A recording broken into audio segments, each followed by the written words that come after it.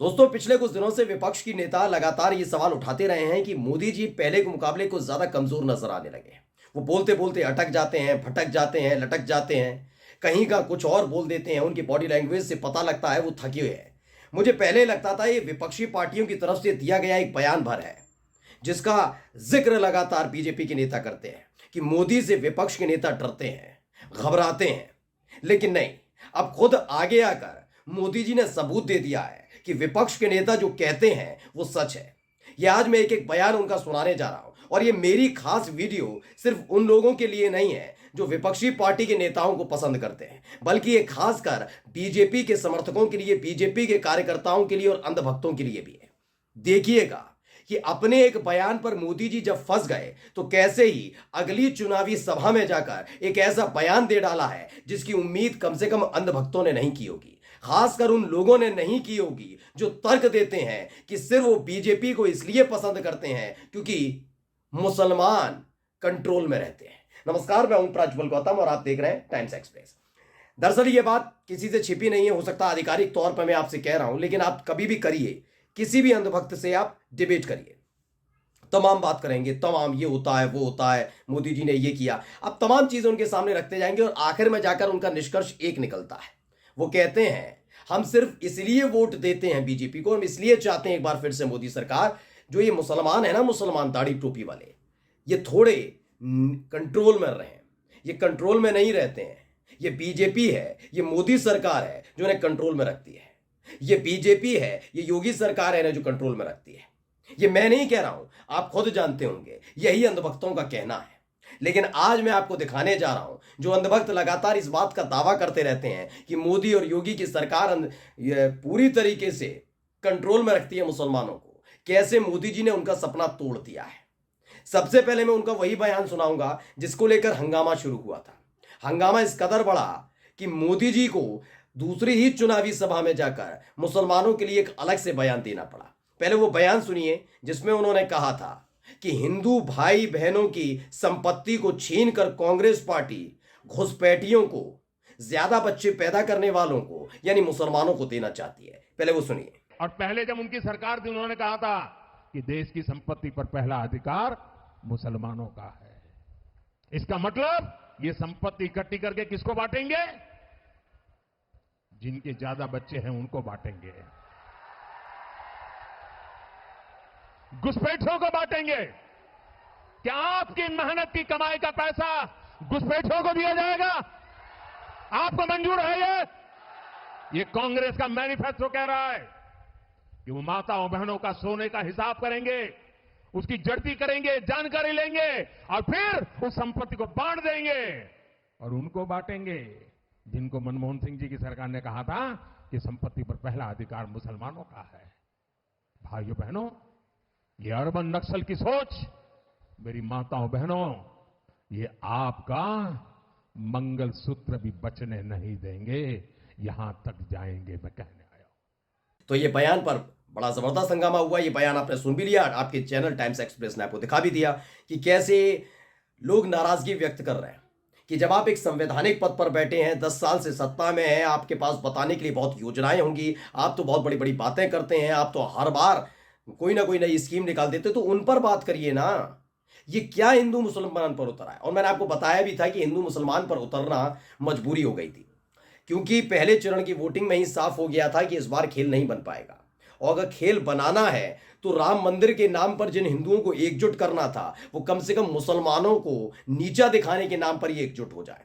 इस बात की जिम्मेदारी खुद मोदी जी ने संभाल ली। लेकिन जब वो मंच से बयान देकर उतरे तो कहीं ना कहीं उन्हें एहसास हो गया होगा कि ये बयान देकर उन्होंने बड़ी आफत मोल ले ली है। उसके बाद उन्होंने दूसरी चुनावी सभा में जाकर भी एक बयान दिया है। पहले वो बयान भी सुन लीजिए। पहले हज कोटा कम होने की वजह से कितनी मारामारी होती थी, उसमें भी रिश्वतखोरी चलती थी और ज्यादातर रसूखदार लोग ही हज जाने का मौका पाते थे। मैंने सऊदी अरब के क्राउन प्रिंस से आग्रह किया था कि हमारे भारत के मुसलमान भाई बहनों के लिए हज का कोटा बढ़ाएं। आज न सिर्फ भारत का हज का कोटा बढ़ा है, बल्कि वीजा नियमों को भी आसान बनाया गया है। सरकार ने एक बहुत बड़ा अहम फैसला लिया। पहले हमारी मुस्लिम माताएं बहनें अकेली हज करने जा नहीं सकती थी। सरकार ने महिलाओं को बिना महरम हज जाने की अनुमति भी दी और मुझे हजारों ऐसी बहनें आशीर्वाद दे रही है जिनका हज जाने का सपना पूरा हुआ।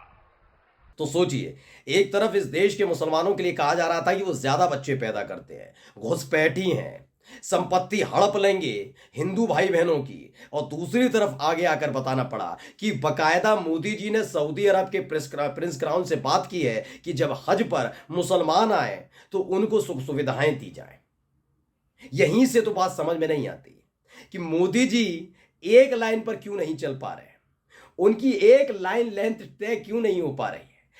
क्या ऐसी वजह है, क्या ऐसा डर खाए जा रहा है कि कभी वो अपनी पुरानी लाइन पर आ जाते हैं हिंदू मुसलमान वाली, फिर उनको अचानक से एहसास होता है कि नहीं नहीं ये लाइन गलत हो गई, अब दूसरी लाइन पर चला जाए, और एक नैया से दूसरी नैया, दूसरी से तीसरी नैया पर कूदते कूदते कहीं ऐसा ना हो 400 पार वाली जो नैया है वो डूब जाए। क्यों कह रहा हूं, अभी आपको दिखाता हूं एक बयान और उसके बाद पूरी कहानी बताऊंगा। पहले ये बयान सुनिए। अमरोहा केवल ढोलक ही नहीं, देश का डंका भी बजाता है।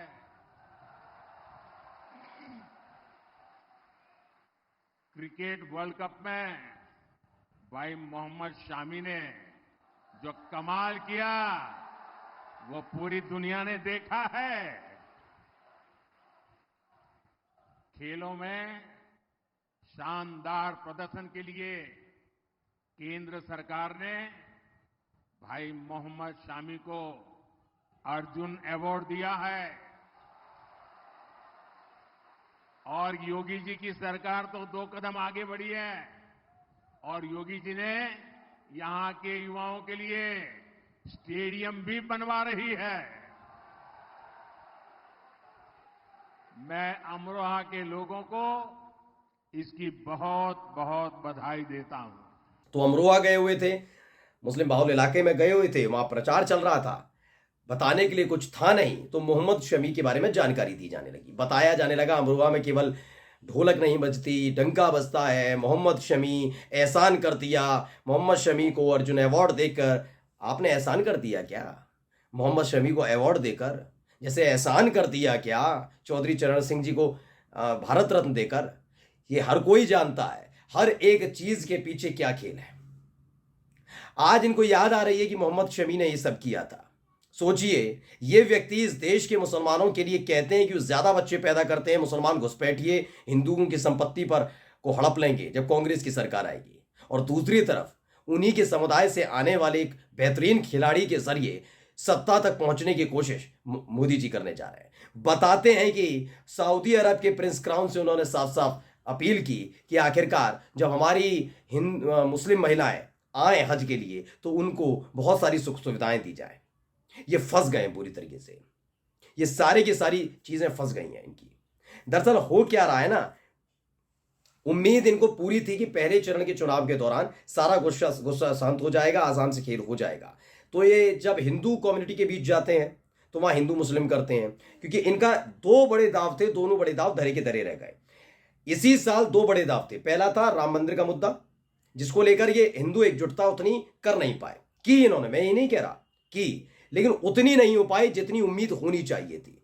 इनको लगा था कि 1992 में जो कुछ हुआ था उससे और भी बड़ी लहर इस बार आएगी, क्योंकि उस वक्त तो सिर्फ एक ढांचे का विध्वंस था। लेकिन यहां पर क्या है, यहां पर हमने राम मंदिर बनाकर दे दिया है। राम मंदिर किसकी वजह से बना? मोदी की वजह से बना। यह पूरा प्रसारित किया गया। आपने देखा भी, चुनाव आयोग एक तरफ कहता है कि धार्मिक तौर पर कोई भाषण नहीं देगा, अलग अलग जगह आज भी लिखा हुआ है जो राम को लाए हम उनको लाएंगे। यह प्रचार कर रही है बीजेपी। चुनाव आयोग के आदेशों की धज्जियां उड़ रही है, चुनाव आयोग को फर्क नहीं पड़ता। लेकिन आप देखिए, लेकिन उसके बावजूद ये माहौल नहीं बना पा रहे। तो उसके बाद ये सीएए के तहत माहौल बना रहे थे, वहां पर भी ये कुछ नहीं कर पाए, कुछ भी नहीं कर पाए। वहां पर भी मुसलमानों के खिलाफ माहौल नहीं बन पाया। लगा था कि इनका असर पहले चरण के चुनाव में जरूर पड़ेगा, लेकिन जो इनके कोर वोटर हैं वो इनसे भाग रहे थे। तो ऐसी तिलमिलाहट, बौखलाहट देखने को मिली कि जल्दबाजी में बयान ऐसा दे दिया जिससे हिंदू एकजुटता आ जाए। कम से कम हिंदू एकजुट होकर वोट देगा तो मोदी जी की राह आसान हो जाएगी, क्योंकि पूर्वोत्तर राज्य में खाता खुलने नहीं जा रहा, दक्षिण में खुलता नहीं है, कर्नाटक को छोड़कर। ऐसे में हिंदी पट्टी राज्यों से उम्मीद है, लेकिन पंजाब और हरियाणा ने हालत खराब कर दी है। वहां किसान आंदोलन कर रहे हैं, बिहार में तेजस्वी यादव सुकून नहीं लेने दे रहे हैं। तो इन सब के बीच उत्तर प्रदेश, उत्तराखंड और दिल्ली समेत गुजरात से उम्मीद लगाए बैठे हैं वहां कुछ खेल हो जाए। और इसी बौखलाहट में कहा जाए, इसी तिलमिलाहट में, इसी छटपटाहट में उन्होंने हिंदुओं को एकजुट करने के लिए सीधा निशाना वही साधा जो बीजेपी करती रही है। हिंदुओं का भला हो ना हो, मुसलमानों के खिलाफ कुछ बोलिए, हिंदू खुश हो जाएगा, क्योंकि डिबेट का आखिरी अंत तो यही होता है कि मोदी और योगी हैं तो मुसलमान कंट्रोल में रहेंगे। लेकिन सोचिए, इन्हीं अंधभक्तों का दिल बड़ा बेरहमी से मोदी जी ने तोड़ दिया। जिन मुसलमानों को सबक सिखाना चाहिए था, उन्हीं मुसलमानों की महिलाओं को, उन मुसलमानों को हज पर सुविधाएं देने के नाम पर आराम से सऊदी अरब के प्रिंस क्राउन से बात कर चुके हैं मोदी जी। देख लीजिए, ये मोदी जी हैं, आपके अपने मोदी जी। नमस्कार।